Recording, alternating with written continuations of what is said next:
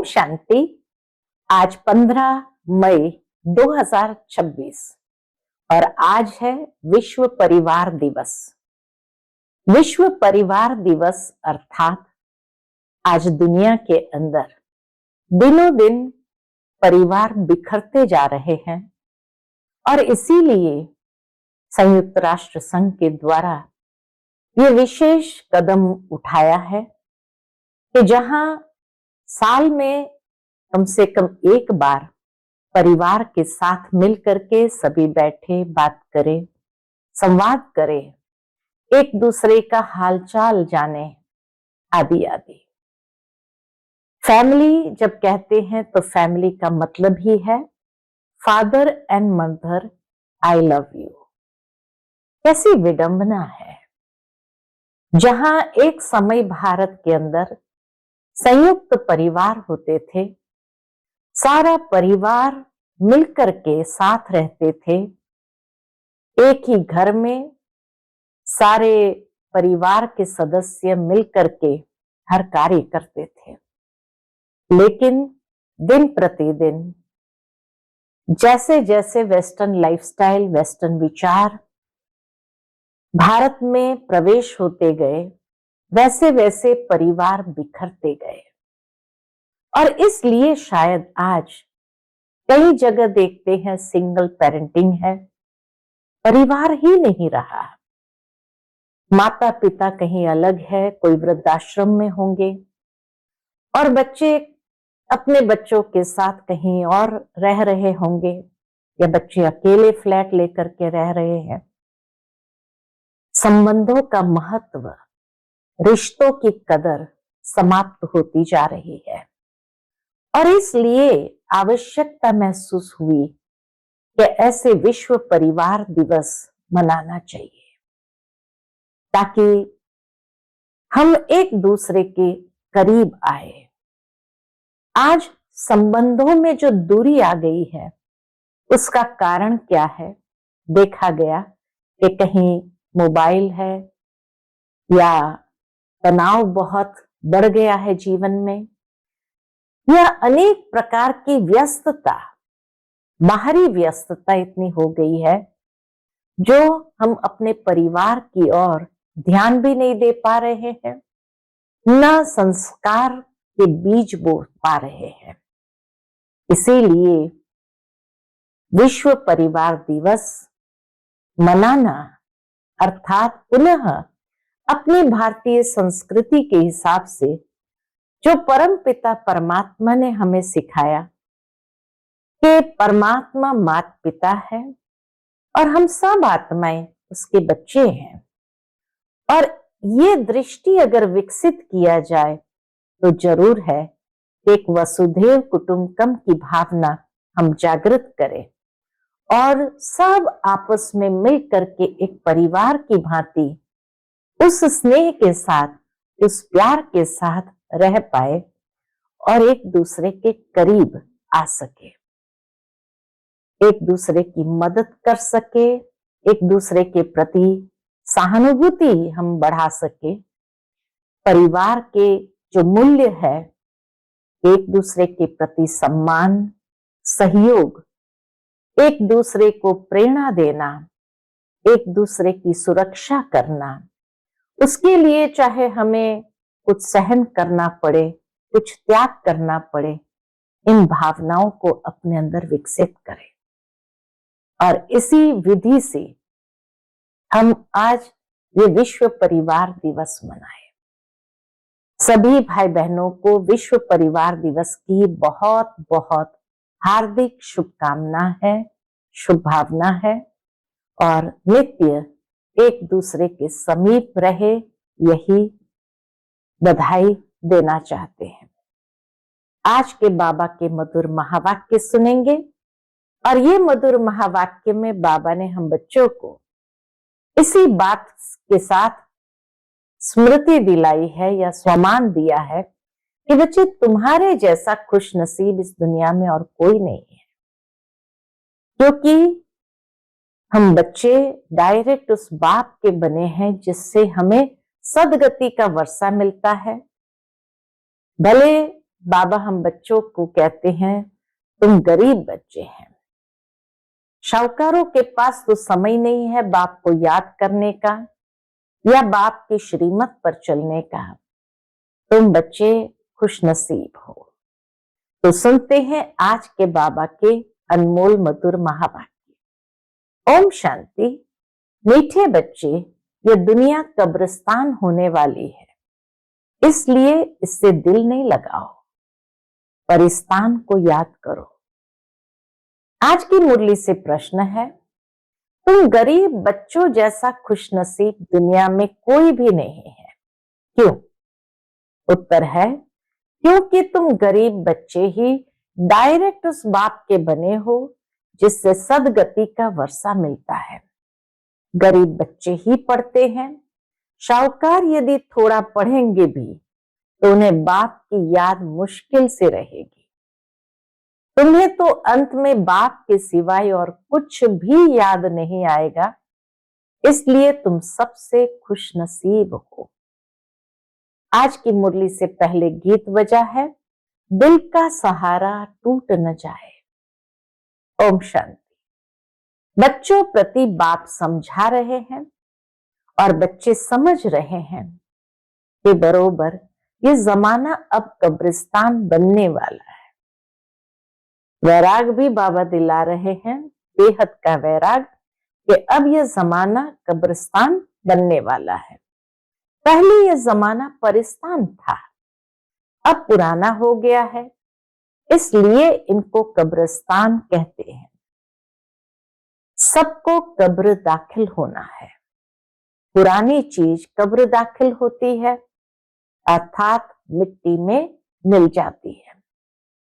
यह भी सिर्फ तुम बच्चे ही जानते हो, दुनिया नहीं जानती। कुछ विलायत वालों को मालूम होता है कि कब्र दाखिल होने का समय दिखता है, और अभी तो बहुत स्पष्ट दिखने लगा है कि सारा दुनिया जो है अब कब्र दाखिल होने वाली है। तुम बच्चे भी जानते हो कि परिस्तान स्थापन करने वाला हमारा बाबा फिर से आया हुआ है। बच्चे यह भी समझते हैं, अगर इस कब्रिस्तान से दिल लगाई तो घाटा पड़ जाएगा। अभी तुम बेहद के बाप से बेहद सुख का वर्षा ले रहे हो, सो भी कल्प पहले मुआफिक। बेहद बाप से हम बेहद सुख का वर्षा ले रहे हो, कल्प पहले मुआफिक। यह तुम बच्चों की बुद्धि में हर कदम रहना चाहिए, तो यही मन मना भाव है। अगर ऐसी स्मृति भी रहे तो बेहद के बाप की याद स्वतः आ जाएगी, और इसी को ही कहा जाता है मन मना भाव। बाप की याद में रहने से ही परिस्तानी बनेंगे। भारत परिस्तान था और खंड परिस्तान नहीं बनते हैं। सतयुग त्रेता सिर्फ भारत खंड देखता है, और कोई खंड में सतयुग त्रेता का समय नहीं होता है। तो बाबा कहते और खंड परिस्तान नहीं बनते हैं। यह है माया रावण का पौम, ये थोड़ा समय चलने वाला है। यह है झूठा शो, झूठी माया, झूठी काया है ना, ये पिछाड़ी का भपका है। इनको देखकर समझते हैं स्वर्ग तो अभी है, पहले नरक था। बड़े बड़े मकान बनाते रहते हैं, ये 100 वर्ष का शो है। टेलीफोन, बिजली, एरोप्लेन आदि ये सब 100 वर्ष के अंदर बनते हैं। कितना शो है, इसलिए समझते हैं स्वर्ग तो अभी है। दिल्ली पुरानी क्या थी, अभी नई दिल्ली कैसे अच्छी बनी है, नाम ही रखा है न्यू दिल्ली। बापूजी चाहते थे नई दुनिया राम राज्य हो, परिस्तान हो। यह तो टेम्पररी पॉम्प है। कितने बड़े बड़े मकान, फाउंटेन आदि बनाते हैं। इनको आर्टिफिशियल स्वर्ग कहा जाता है, अल्पकाल के लिए। तुम जानते हो इनका नाम कोई स्वर्ग नहीं है, इनका नाम नरक है। नरक का भी एक शो है, यह है अल्पकाल का शो। यह अभी गया कि गया, अब बाप बच्चों को कहते हैं, एक तो शांति धाम को याद करो। सब मनुष्य मात्र शांति को ढूंढते रहते हैं, कहां से शांति मिलेगी? बाबा कहते सब मनुष्य मात्र शांति को ढूंढते रहते हैं, कहां से शांति मिलेगी? अब यह सवाल तो सारी दुनिया का है कि दुनिया में शांति कैसे हो। मनुष्य को यह पता नहीं है कि हम सब वास्तव में शांति धाम के रहने वाले। हम आत्माएं शांति धाम में शांत रहती है, फिर यहां आती है पाठ बजाने। सो भी तुम बच्चों को मालूम है, अभी तुम पुरुषार्थ कर रहे हो सुखधाम जाने वाया शांति धाम। हर एक की बुद्धि में है, क्या है कि हम आत्माएं अभी जाएगी अपने घर शांति धाम। यहां तो शांति की बात हो नहीं सकती, यह है ही दुख धाम। सतयुग पावन दुनिया, कलयुग पतित दुनिया, इन बातों की समझ अभी तुम बच्चों को आई है। दुनिया वाले तो कुछ नहीं जानते, तुम्हारी बुद्धि में आया है। बेहद का बाप हमको सृष्टि चक्र के आदि मध्यांत का राज समझाते हैं। फिर कैसे धर्म स्थापक आकर धर्म स्थापन करते हैं। अब सृष्टि में कितने अथाह मनुष्य है, भारत में भी बहुत है। भारत जब स्वर्ग था तो बहुत शाहूकार थे और कोई धर्म नहीं था। तुम बच्चों को रोज रिफ्रेश किया जाता है, बाप और वर्षे को याद करो। भक्ति मार्ग में भी ये चला आता है, हमेशा अंगुली दिखाते हैं कि परमात्मा को याद करो। परमात्मा अथवा अल्लाह वहां है, ऊपर अंगुली दिखाते कहते ऊपर है, परंतु सिर्फ ऐसे ही याद करने से कुछ होता थोड़ी है। उनको यह भी पता नहीं कि याद से क्या फायदा होगा, उनके साथ हमारा क्या संबंध है, जानते ही नहीं। दुख के समय पुकारते हैं, हे राम। आत्मा याद करती है, परंतु उनको ये पता नहीं है कि सुख शांति किसको कहा जाता है। तुम्हारी बुद्धि में आता है कि हम सब एक बाप की संतान है, तो फिर दुख क्यों होना चाहिए? बेहद के बाप से सदा सुख का वर्षा मिलना चाहिए, यह भी चित्र में क्लियर है। भगवान है ही स्वर्ग की स्थापना करने वाला, हेवनली गॉड फादर। वह आते भी भारत में ही है, परंतु ये कोई समझते नहीं है। देवी देवता धर्म की स्थापना जरूर संगम पर ही होगी, सतयुग में कैसे होगी? परंतु ये बातें दूसरे धर्म वाले जानते नहीं। ये तो बाप ही नॉलेजफुल है, समझाते हैं। आदि सनातन देवी देवता धर्म कैसे स्थापन हुआ? सतयुग की आयु लाखों वर्ष कहने से बहुत दूर कर देते हैं। तुम बच्चों को चित्रों पर भी समझाना है। बाबा कहते तुम बच्चों को चित्र पर ही समझाना है। भारत में ही लक्ष्मी नारायण का राज्य था। इन्होंने कैसे कब यह राज्य पाया ये नहीं जानते, सिर्फ कहते हैं ये सतयुग के मालिक थे। उनके आगे जाकर भीख मांगते हैं तो अल्पकाल के लिए कुछ न कुछ मिल जाता है। कोई दान पुण्य करते हैं, उनको भी अल्पकाल के लिए फल मिल जाता है। गरीब पंचायत के मुखी को भी इतनी ही खुशी रहती है जितनी शाहूकार मुखी को। बाबा कहते अगर मानो कोई गरीब पंचायत का मुखी बना तो उसको भी उतनी खुशी रहेगी जितनी शाहूकार मुखी को। गरीब भी अपने को सुखी समझते हैं। बॉम्बे में देखो गरीब लोग कैसे कैसे स्थानों पर रहते हैं। तुम बच्चे अभी समझते हो, बल करोड़पति है परंतु कितने दुखी है। आज दुनिया में भले करोड़पति है, लेकिन कितने दुखी है। अभी तुम कहेंगे हमारे जैसा खुशनसीब और कोई नहीं। क्यों? हम डायरेक्ट बाप के बने हैं, जिससे सदगति का वर्षा मिलता है। बड़े बड़े आदमी कभी भी ऊंच पद पा न सके। जो गरीब है वह शाहूकार बन जाते हैं। पढ़ते तुम हो, वह तो अनपढ़ है। करके थोड़ा पढ़ेंगे भी तो भी बाप की याद में रह नहीं सकते। अंत में तुमको सिवाय बाप के और कुछ भी याद नहीं रहना है। अंत में सिवाय बाबा के और कुछ भी याद नहीं रहना है। जानते हो ये सब कब्रिस्तान होना है। बुद्धि में रहना चाहिए। यह जो हम धंधा आदि करते हैं, थोड़े समय के लिए धनवान लोग धर्मशालाएं आदि बनाते हैं, वह कोई धंधे के लिए नहीं बनाते हैं। जहां तीर्थ वहां धर्मशालाएं नहीं हो तो कहां रहे। इसलिए शाहूकार लोग धर्मशालाएं बनाते हैं। ऐसे नहीं कि व्यापारी लोग आकर व्यापार करें। धर्मशाला तीर्थ स्थानों पर बनाई जाती है। अब तुम्हारा सेंटर बड़े से बड़ा तीर्थ है। हम बाबा कहे अब तुम्हारा सेंटर बड़े से बड़ा तीर्थ है। तुम्हारे सेंटर्स जहां जहां है वे बड़े से बड़े तीर्थ है, जहां से मनुष्य को सुख शांति मिलती है। तुम्हारी ये गीता पाठशाला बड़ी है।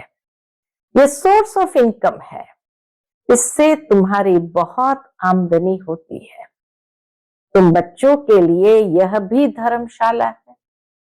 मधुबन बेहद का घर भी धर्मशाला है, बड़े से बड़ा तीर्थ है। तुम बेहद के बाप से बेहद का वर्षा लेते हो। इस जैसा बड़े से बड़ा तीर्थ कोई होता नहीं है। मधुबन से बड़ा कोई तीर्थ होता नहीं। उन तीर्थों पर जाने से तो तुमको कुछ भी मिलता नहीं। यह भी तुम समझते हो।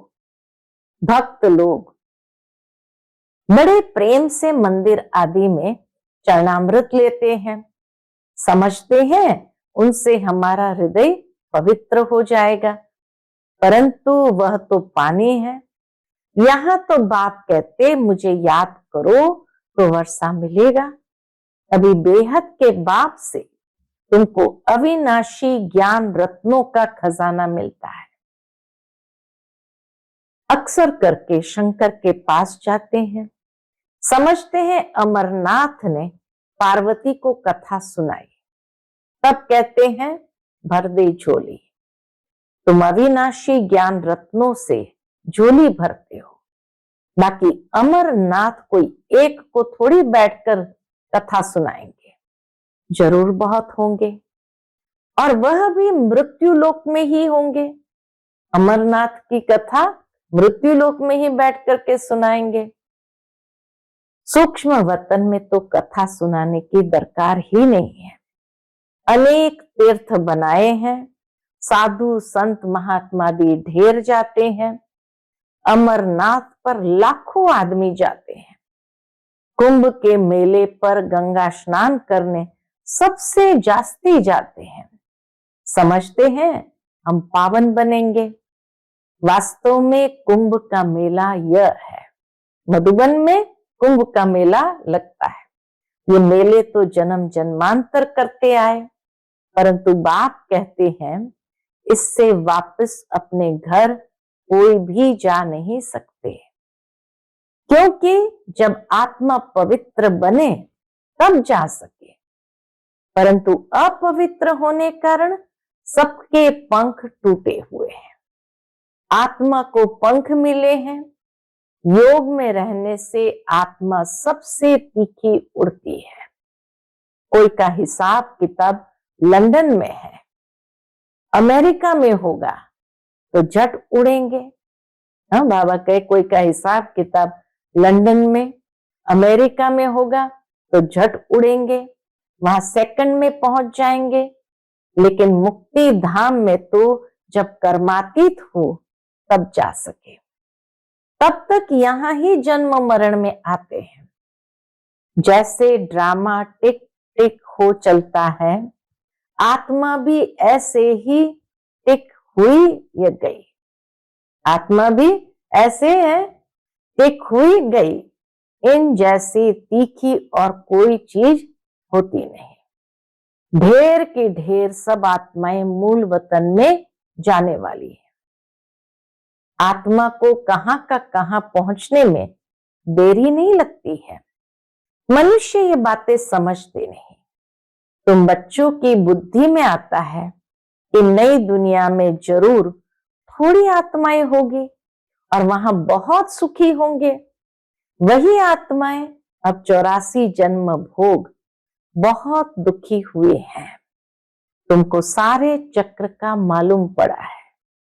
तुम्हारी बुद्धि चलती है और कोई मनुष्य मात्र की बुद्धि नहीं चलती। बाबा ने हम बच्चों को इतना समझदार बना दिया जो हमारी बुद्धि चलती। प्रजापिता ब्रह्मा भी गाया हुआ है, कल्प पहले भी तुम ऐसे ही ब्रह्मा कुमार कुमारी बने थे। तुम जानते हो कि हम प्रजापिता ब्रह्मा के बच्चे हैं। हमारे द्वारा बाबा स्वर्ग की स्थापना करा रहे हैं। जब नंबरवार पुरुषार्थ अनुसार लायक बन जाएंगे तो फिर पुरानी दुनिया का विनाश होगा। त्रिमूर्ति भी यहां ही गाया हुआ है। त्रिमूर्ति का चित्र भी रखते हैं, उसमें शिव को दिखाते नहीं। दुनिया में त्रिमूर्ति के चित्र में शिव को दिखाते नहीं। कहा भी जाता है ब्रह्मा द्वारा स्थापना कौन कराते हैं? शिव बाबा। विष्णु द्वारा पालना। तुम ब्राह्मण अभी लायक बन रहे हो, इसलिए देवता बनने के लिए अभी तुम वह पाठ बजा रहे हो। कल्प के बाद फिर बजाएंगे। तुम पवित्र बनते हो, कहते हो बाबा का फरमान है काम रूपी शत्रु को जीतो, माम एकम याद करो। बहुत सहज है। भक्ति मार्ग में तुम बच्चों ने बहुत दुख देखे हैं। आज बाबा को बहुत रहम आ रहा है। मेरे बच्चों ने बहुत दुख देखे हैं। करके थोड़ा सुख है तो भी अल्पकाल के लिए। भक्ति में साक्षात्कार होता है, सो भी अल्पकाल के लिए तुम्हारी आश पूरी होती है। ये साक्षात्कार होता है वह भी मैं कराता हूं, वो देवी देवताएं नहीं कराते हैं। बाबा कहते ये साक्षात्कार भी मैं कराता हूं। ड्रामा में नोंद है जो पास्ट हुआ, second by second drama shoot किया हुआ है। ऐसे नहीं कहते अब शूट हुआ, नहीं, यह तो अनादि बना बनाया ड्रामा है। जितने भी एक्टर्स हैं सबका पार्ट अविनाशी है। मोक्ष को कोई नहीं पाते हैं। सन्यासी लोग कहते हैं हम लीन हो जाते हैं। बाप समझाते हैं तुम अविनाशी आत्मा हो। आत्मा बिंदी है। इतनी छोटी सी बिंदी में 84 जन्मों का पाठ नूंदा हुआ है। ये चक्र चलता ही रहता है। जो पहले पहले पाठ बजाने आते हैं वही 84 जन्म लेते हैं। सब तो ले न सके। तुम्हारे सिवाय और कोई की बुद्धि में ये नॉलेज नहीं है। ज्ञान का सागर एक ही बाप है। तुम जानते हो हम बाप से वर्षा ले रहे हैं। बाप हमको पतित से पावन बनाते हैं, सुख और शांति का वर्षा देते हैं। सतयुग में दुख का नाम निशान नहीं होता। बाप कहते आयुष्मान भव, धनवान भव। आशीर्वाद बाबा करते हैं आयुष्मान भव, धनवान भव। निवृत्ति मार्ग वाले ऐसे आशीर्वाद दे न सके। जो दुनिया नहीं दे सकती वही बाबा देते हैं। लोग दुनिया में आयुष्मान, क्योंकि जानते हैं हर एक की आयुष्य फिक्स है। बाबा हमारी आयुष्य कितनी बड़ी कर देते हैं, धन अथाह दे देते हैं। तुम बच्चों को बाप से वर्षा मिल रहा है। सतयुग त्रेता है सुखधाम। फिर दुख कैसे होता है ये अभी कोई नहीं जानते। देवताएं वाम मार्ग में कैसे जाते हैं वह निशानियां हैं। अभी तुम जानते हो भारत कितना सुंदर था, फिर तमो प्रधान बनना ही है ड्रामा प्लान अनुसार। अभी संगम पर तुमको यह नॉलेज है, बाप है नॉलेजफुल, तुम्हारा एक ही बाप टीचर गुरु तीनों है, ये सदैव बुद्धि में रहे।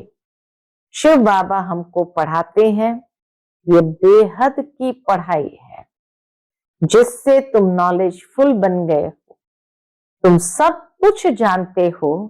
वह कहते हैं सर्वव्यापी है, तुम कहते हो वह पतित पावन है। कितना रात दिन का फर्क है। अभी तुम मास्टर नॉलेजफुल बने हो, नंबर वार।